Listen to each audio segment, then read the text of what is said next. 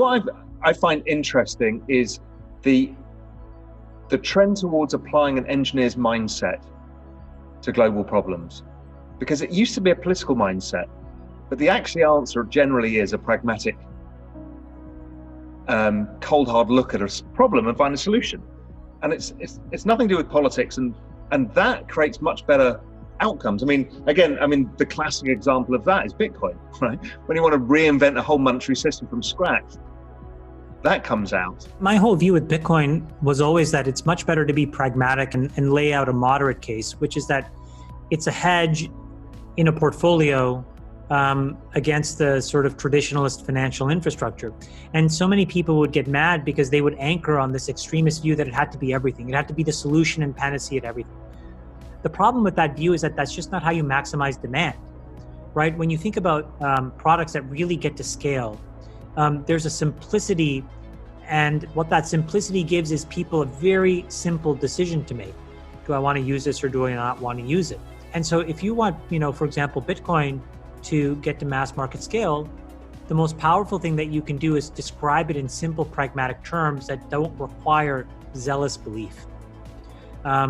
And so it's just an example to me that sort of reinforces this idea that extremism never wins, and kind of like centrism is sort of the value maximizing function. Yeah, because when I'm looking at that whole world, I see all of the other platforms, blockchains, tokens, and I'm just thinking, okay, well, here's a big, diverse, deep, rich universe. And I can't just see it being about Bitcoin. Yes, Bitcoin's this great asset and it's a wonderful gift for us all, and thank you very much. We can all make some money. But this whole space, okay, that's super interesting to me, because it is anti-fragile in its overall way, and it offers a whole bunch of solutions to the problem of finance, which is a total shit show. It's true. It just requires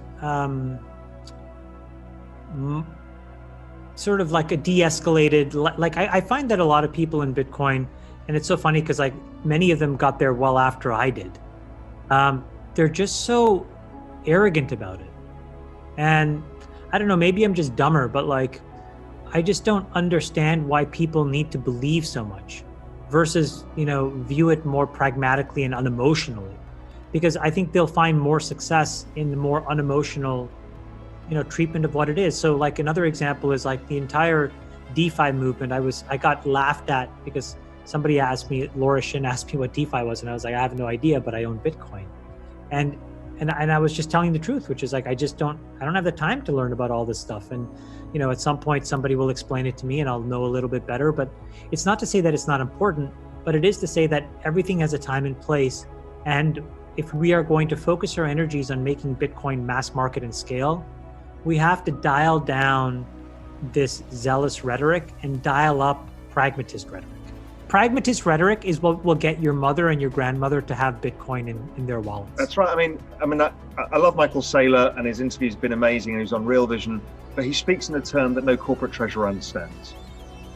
They don't want to hear about hornet's nest or anything else. They want to hear about diversification of portfolio returns and stuff like that. So to your point, look, I've started an insurance company that's doing a bunch of very, very esoteric, exotic insurance policies.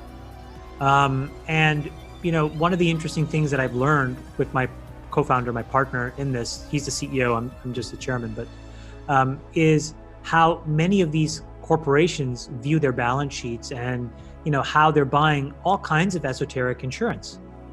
And the instant thing, Raoul, that pops to the top of my head is, wow, these guys should also own Bitcoin as something like that. If they're going to own cat bonds and they're going to own business interruption risk insurance and all kinds of, hedges on PMI, my gosh, why don't they own some Bitcoin? Well, it's because the presentation of that idea is done in such a way where they're forced to make a leap too far. And because if you decompose what the treasurer or the CFO is how the lens in which they're making decisions, it's just career risk. Right? It's that old adage. You're never going to get fired for buying IBM, right? And so you're never going to get fired for just having the money sit in a corporate account with earning zero at JP Morgan. Then, pounding your fists on the table for Bitcoin. So what we need is, again, more pragmatism around what it is. Um, I've always found the presentation of the idea as a deeply fundamentally uncorrelated hedge to the existing financial infrastructure to be kind of boring, not that salacious, but very pragmatic and effective.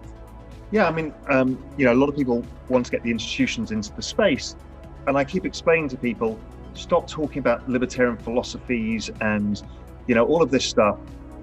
Everybody in the asset allocation space, the boring pension funds use something called BARA, BARRA. It's an asset allocation model. You need to go and talk to them how it fits into the BARA model, and they'll go, oh, perfect, I'll speak to my trustees. It's as simple as that. It's so boring, right? I mean, at the end of the day, it's like, this is the boring sort of like, blocking and tackling that's required. And I think it's fine, I have different personas. We all have different personas. And, there are parts of my persona that are very extreme in certain views on certain topics in certain markets. But I've also learned that, there's a time and place for that. But then there's a time and place for just pragmatic product building, blocking and tackling, and reputation and trust when you're trying to get something to scale. Another example that I've been at the forefront of is in SPACs, right? If I was zealous about SPACs, you wouldn't have seen the change in the capital markets that we've seen in 2 short years. What attracts you to SPACs? What is it, apart from the fact that it's just easier to get something away and there's some interesting economics? What's so great about it? The SPAC is really important. Well, I'll give you why it's important to me, and then I'll give you why it's important to an entrepreneur. Selfishly for me, it allows me to basically be a conduit and act as a principal while I take companies public, meaning I can use my balance sheet to basically empower companies to fulfill a mission that I believe and underwrite in, and then I can be a big part of them as they grow and scale. And so, the only places to make money in the private technology markets are all the way up front at the Series A, the Sequoias and the Benchmarks and the Andreessens of the world. I used to do that at Social Capital. We did a good job, but it's very hard and the returns are extremely long dated. Or you just wait for these companies to get baked and do it at the back end, where instead of putting in tens of millions, you put in hundreds of millions or billions if you're able to do it. And you own the same amount as they end up owning anyways, 10, 12, 15, 20%. And then you can basically help them grow and scale. So that's selfishly, why I was attracted to a SPAC. But then now you get into the Venn diagram part of why I liked it and why it makes sense for an entrepreneur. It's because you can talk about the future. And the most important thing in underwriting returns, as you and I know, in disruptive technologies, is all about future returns. I don't care about 2019 and 2018. Tell me about 2028 and 2029. What is your plan?